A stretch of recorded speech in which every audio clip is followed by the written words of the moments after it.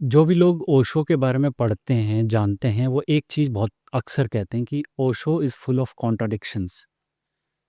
क्या है इसके पीछे की साइंस क्या वो साइकोलॉजी क्या है? क्यों वो कॉन्ट्राडिक्शन पैदा करते थे? एक देखिए, जब कोई व्यक्ति एक पंथ की बात करेगा, तो उसको कंट्राडिक्शन करने की ज़रूरत नहीं।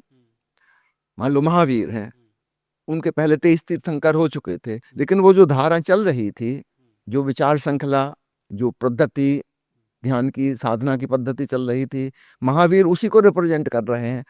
इसमें कंट्राडिक्टरी कुछ भी नहीं होगा। Hmm, he is following a simple logic. एक पतली सी संकीर्ण उनकी पगडंडी है, उसी की बात करेंगे। दूसरी पगडंडी की बात ही नहीं हो रही। ओशो हमको धर्म नहीं सिखा रहे, संप्रदाय नहीं सिखा रहे, वो हमको धार्मिकता का स्वाद चखाना चाह रहे हैं। हुँ, तो धार्मिकता जहाँ कहीं भी घटी हो, निश्चित रूप से जब महावीर की साधना की बात करेंगे, 12 प्रकार की तपस्याओं को समझाएंगे। याद रखना, सिर्फ एक शब्द तपस्या को ओशो ने 14 प्रवचन में समझाया है। 1.5 घंटे के 14 प्रवचन, सिर्फ 1 वर्ड महावीर का, तपस्या। इतनी लंबी प्रवचन माला ये महावीर की धारा में समझा रहे हैं। निश्चित रूप में अगर अब यहाँ पे कोई पूछेगा सवाल मीराबाई के बारे में या सूफी फकीर राबिया के बारे में, हुँ, तो ओशो उसके खिलाफ बोलेंगे। महावीर की धारा में मीरा या राबिया फिट नहीं होती। वो भक्त हैं, महावीर भक्त नहीं है। महावीर का तो बेसिक टीचिंग है अशरण भाव, किसी की शरण नहीं जाना। वो तो परमात्मा को इनकार कर रहे हैं। परमात्मा है ही नहीं, केवल आत्मा है, अपनी आत्मा को जानना है। निश्चित रूप से जो लोग भक्ति मार्ग पे चले हैं, उनकी बात तो यहाँ बिल्कुल लागू नहीं होगी। लेकिन ओशो फिर मीराबाई को जब समझाएंगे, वहां पे महावीर की बात लागू नहीं होगी, वहां पर महावीर की हंसी उड़ाएंगे, महावीर की बात को गलत कहेंगे। जब भक्ति के मार्ग पे चल रहे हैं, तो 100% मीरा की तरफ से बोलेंगे। मीरा के वचनों को जब समझाएंगे, उसमें पतंजलि नहीं आ सकते, उसमें बुद्ध नहीं आ सकते, उसमें महावीर नहीं आ सकते। इनकी कोई जगह नहीं है भक्ति के मार्ग पर। अब मैं आपको एक विहंगम दृष्टि से समझा दूं, अध्यात्म के 8 मार्ग हो सकते हैं, हुँ, और चूंकि ओशो ने हमको सब कुछ बताया, तो सारी कंट्राडिक्टरी बातें आएंगी।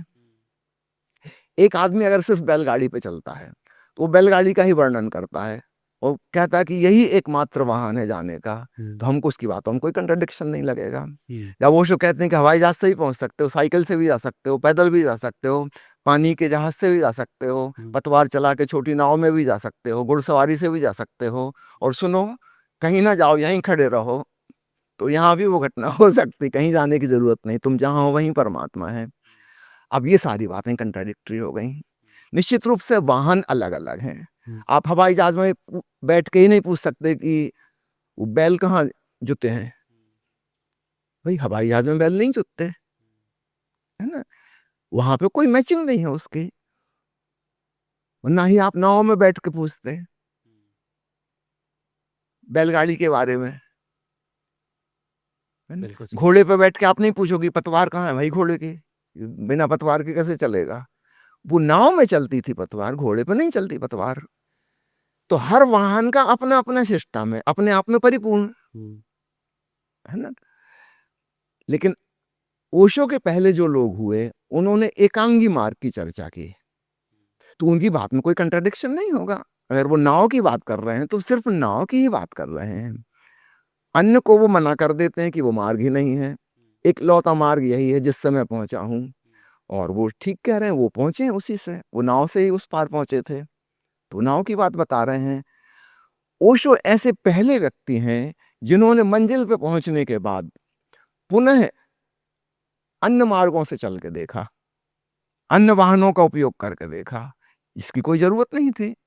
जब आप एक बार उस पार पहुंच गए, भवसागर पार हो गए, अब ये पागलपन है कि आप फिर से लौट के आ गए, है ना। अब आप हेलीकॉप्टर मोड़ के जाके देख रहे हो, और फिर आपने पुल पर से जाके भी देखा, और फिर छलांग मार के भी देखा इस पार से उस पार, और आप कह रहे हैं ये भी सही है, ये भी सही है, ये भी सही है। अब यहाँ पे कंट्राडिक्शन आता है। हुँ, जब हम सबकी धार्मिकता की बात बताएंगे, प्रत्येक में क्या क्या सही है वो बताएंगे, तो हमारी बातों में बहुत कंट्राडिक्शन आएगा। तो मुख्य रूप से आप समझ लीजिए, हमारे 7 चक्र हैं, पतंजलि के हिसाब से सूक्ष्म शरीर में, जिनको क्रमशः नीचे से ऊपर की तरफ उनके नामकरण है। जैसे मैंने वही कुर्ता पहना हुआ हाँ जी, तो मैं उसको देख के बोल रहा हूँ। मूलाधार स्वादिष्ठान, ये मूलाधार मूलाधार स्वादिष्ठान, हाँ, मणिपुर, अनाहत, विशुद्धि, आज्ञा और सहस्त्रार। हाँ। अब इन 7 के द्वारा 7 प्रकार के मार्ग हो सकते हैं।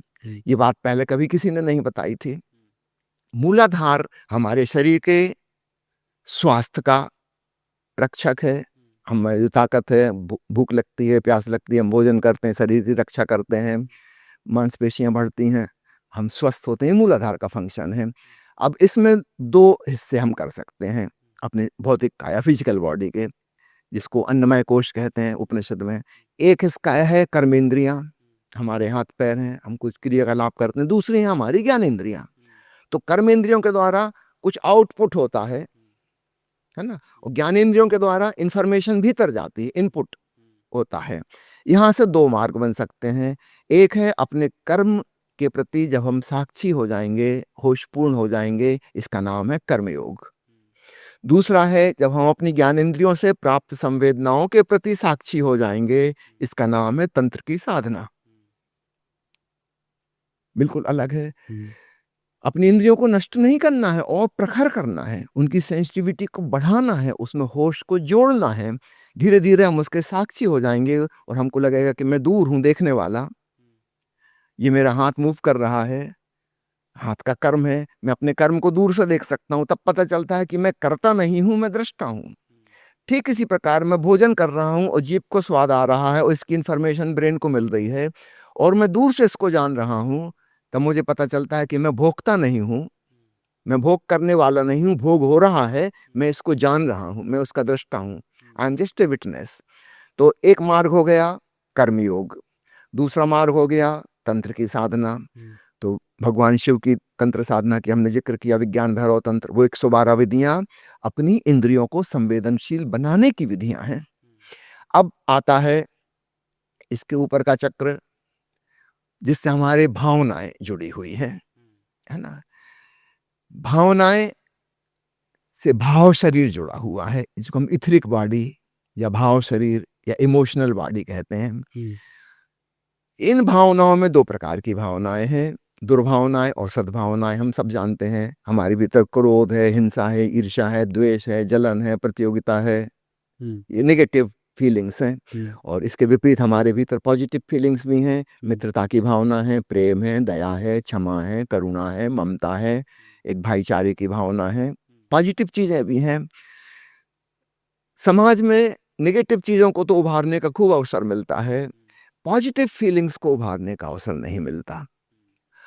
अब अगर किसी को साधना करनी है अपने भाव शरीर को शुद्ध करने की, तो उसको अपने हृदय की सद्भावनाओं को निखारना होगा। और जब सद्भावनाएं बढ़ने लगेंगी, दुर्भावनाएं घटने लगेंगी, है ना। ऐसे कि हमारे बगीचे में झाड़ झंखाड़ भी थे, कटीले झाड़ियां भी थी, फिर हमने अच्छे वाले बीज डाले, फूल वाले, और धीरे धीरे हमने फूल फूल की बगिया इतनी हो गई कि वो घास पात जो थे अपने आप खत्म हो गए। ऐसा हमारे भीतर भी होगा। ये भक्ति की साधना है ना। अपने भाव के हम साक्षी हो गए, साक्षी का सूत्र इसमें भी रहेगा। इमोशंस के साक्षी हो गए तो हम भक्ति के द्वारा उस परम पद को पा सकते हैं। बीच में जो मणिपुर चक्र आया है, ये हमारी प्राण ऊर्जा का केंद्र है। इससे जुड़ा हुआ योग प्राण योग अथवा हठ योग कहलाता है। तो श्वास की जितनी पद्धतियां हैं, चाहे पतंजलि ने 4 प्रकार के प्राणायाम गिनाए, रेचक, पूरक, अंतरकुंभक, बहिर्कुंभक और सूक्ष्म आंतरिक प्राणायाम। बुद्ध ने आनापानसति योग और विपස්සना का उपयोग किया। जापान के संत अलग अलग प्रकार की ब्रीदिंग एक्सरसाइज का उपयोग करते हैं, उनकी थोड़ी साधना हमसे भिन्न है। चीन के संत लाओ त्सु ने तांडेन ध्यान पद्धति बहुत प्रचलित हुई उसके जमाने में। ये सब मणिपुर चक्र से संबंधित है, जहां तक हमारी सांस आती जाती है। अगर हम अपनी सांसों के दृष्टा हो जाएं, ये सबसे आसान है, क्योंकि सांस ऑटोनॉमिक चल रही है, हम नहीं चला रहे। जब मैं पैदल चलता हूं तो मुझे भाव है कि मैं चल रहा हूं। अगर मैं नहीं चलता तो कैसे चलते, पैर अपने आप थोड़ी चलते। कहीं एक कर्म का भाव, कर्ता का भाव, अहंकार छुपा हुआ है। जब मैं किसी चीज़ को, सौंदर्य को देख रहा हूँ, कि संगीत को सुन रहा हूँ, कि स्वाद ले रहा हूँ, उसमें कहीं न कहीं मैं भाव छुपा है।